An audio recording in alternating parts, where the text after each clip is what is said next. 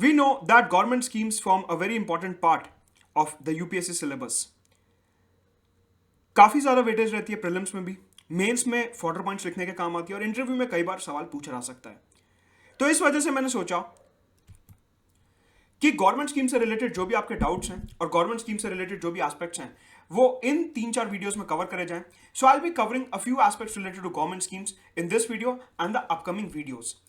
इस particular video में बात करेंगे सेंट्रल सेक्टर स्कीम्स की, क्या होती है सेंट्रल सेक्टर स्कीम्स, इनके क्या स्पेशल फीचर्स हैं और इनका फंडिंग पैटर्न क्या रहता है। आगे बढ़ने से पहले to subscribe to Unacademy you can use my referral code Madhud Gupta for 10% discount. मेरे लाइव क्लासेस और कोर्सेज सिर्फ और सिर्फ अनअकैडमी प्लस पे आपको मिलेंगे। एंड अनअकैडमी ने एक नया सब्सक्रिप्शन इंट्रोड्यूस करा, that is the Unacademy iconic subscription, जिसके तहत आपको customize mentorship, daily guidance, strategy, individual attention मिलेगा by a dedicated team of Unacademy. इसी के साथ अगर आप अनअकैडमी पे सब्सक्राइब करते हैं तो आपको नोट्स, पीडीएफ्स, लाइव और रिकॉर्डेड क्लासेस, जितने भी अनअकैडमी पर टॉप एजुकेटर्स हैं यूपीएससी कैटेगरी में, सबकी क्लासेस का एक्सेस, जीएस, सीसैट और करंट अफेयर्स, इन सब का आपको एक्सेस मिलेगा अनअकैडमी प्लस पे। साथ के साथ एक नया सब्सक्रिप्शन लॉन्च किया गया है अनअकैडमी पे, that is the Unacademy optional subscription. अभी तक जो सब्सक्रिप्शन था वो जीएस का था, अब ऑप्शनल का भी एक अलग से सब्सक्रिप्शन लॉन्च कर दिया गया है बाय अनअकैडमी। सो दोनों को ही सब्सक्राइब करने के लिए you can use the referral code Madhud Gupta for 10% discount और नीचे डिस्क्रिप्शन बॉक्स में टेलीग्राम चैनल दिया है, उसे जरूर ज्वाइन करिए।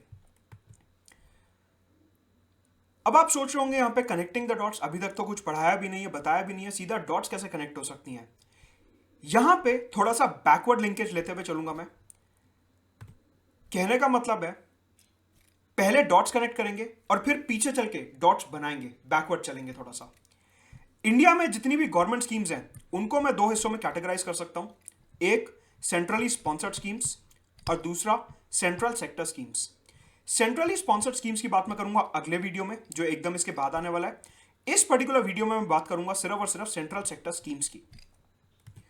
अगर मैं बात करूं सेंट्रल सेक्टर स्कीम्स की, तो ये ऐसी स्कीम्स होती हैं जहां पे 100% फंडिंग केंद्र की सरकार देती है। मतलब कि आज की तारीख में नरेंद्र मोदी की सरकार है केंद्र में, तो सेंट्रल गवर्नमेंट जो है इन स्कीम्स के लिए 100% पैसा देगी। मतलब कि स्टेट गवर्नमेंट्स का यहां पे कोई भी कंट्रीब्यूशन नहीं रहता।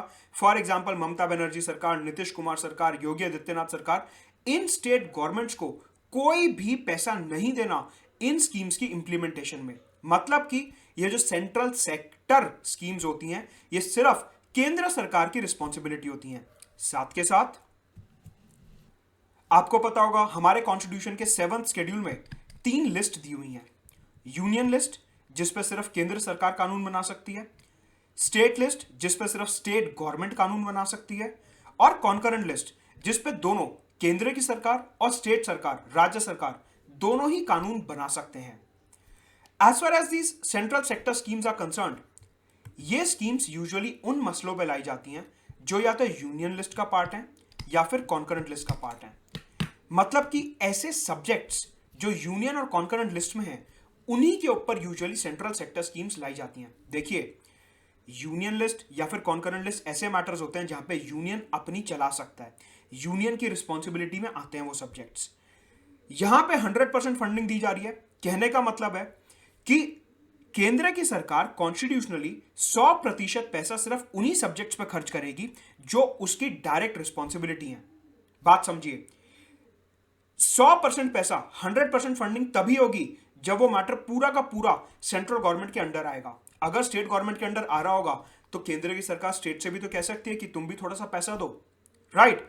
तो आपको यह ध्यान रखना है कि जो सेंट्रल सेक्टर स्कीम्स होती हैं they are 100% funded by central government, और मोस्टली जो स्कीम्स होती हैं वो या तो यूनियन लिस्ट सब्जेक्ट्स पे होती हैं या फिर कॉन्करेंट लिस्ट सब्जेक्ट्स पे होती हैं। मोस्टली यूनियन पे ही होती हैं, कॉन्करेंट पे तो रेयरली होता है, लेकिन यूनियन पे ही होती हैं मोस्टली, राइट?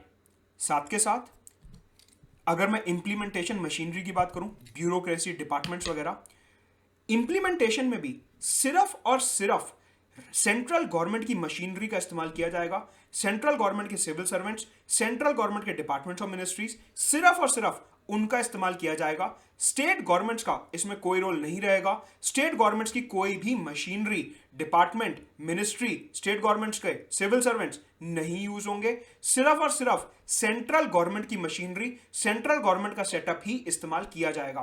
तो यहां पे आपको ये बहुत अच्छे से समझना है कि ये जो सेंट्रल सेक्टर स्कीम्स होती हैं, इनमें पैसा और मशीनरी दोनों ही केंद्र सरकार का होता है। राज्य सरकारों का, स्टेट गवर्नमेंट्स का कोई भी रोल नहीं होता, चाहे पैसे की बात हो चाहे मशीनरी की बात हो। इन्हें कहा जाता है सेंट्रल सेक्टर स्कीम्स। ठीक है, इसका थोड़ा और डिटेल्ड एनालिसिस देखते हैं इकोनॉमी एमसीक्यूज के पॉइंट ऑफ व्यू से, कि प्रीलिम्स में किस तरीके से इकोनॉमी का एमसीक्यू यहां से निकल सकता है। ये कुछ एग्जांपल्स हैं सेंट्रल सेक्टर स्कीम्स के, imprint India, Swachhata action plan, national AIDS control programme, ये सब। अगर मैं बात करूं सेंट्रल सेक्टर स्कीम्स की, हमारे को पता है कि बजट के तहत जो सेंट्रल सेक्टर स्कीम्स होती हैं वो रेवेन्यू एक्सपेंडिचर का पार्ट होती हैं। रेवेन्यू एक्सपेंडिचर, अगर आपने बजट देखा है तो आपको पता होगा उसमें दो तरीके के एक्सपेंडिचर होते हैं, रेवेन्यू एक्सपेंडिचर और कैपिटल एक्सपेंडिचर।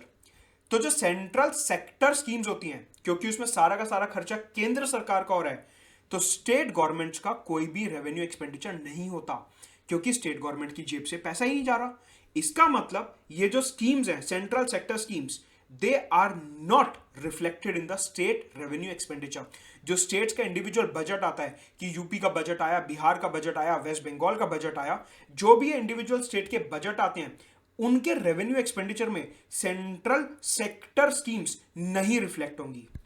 कहने का मतलब है कि ये जो सेंट्रल सेक्टर स्कीम्स हैं, ये सिर्फ और सिर्फ केंद्र सरकार के रेवेन्यू एक्सपेंडिचर में रिफ्लेक्ट होंगी।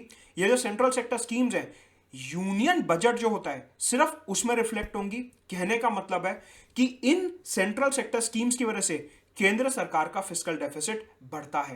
कहने का मतलब है इकोनॉमी एमसीक्यू में सीधा लाइन बन सकती है कि central sector schemes impact the fiscal deficit of the state governments.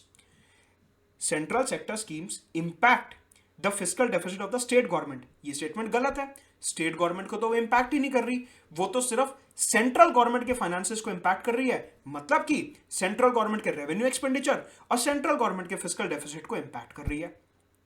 तो ये होती है सेंट्रल सेक्टर स्कीम्स, जहां पे पूरी रिस्पॉन्सिबिलिटी यूनियन गवर्नमेंट की, सेंट्रल गवर्नमेंट की होती है। स्टेट्स की कोई रिस्पॉन्सिबिलिटी नहीं होती, स्टेट्स का पैसा, स्टेट्स की मशीनरी नहीं इस्तेमाल होता, और सेंटर जो है इन स्कीम्स के इंप्लीमेंटेशन के लिए स्टेट्स को कोई भी पैसा ट्रांसफर नहीं करता।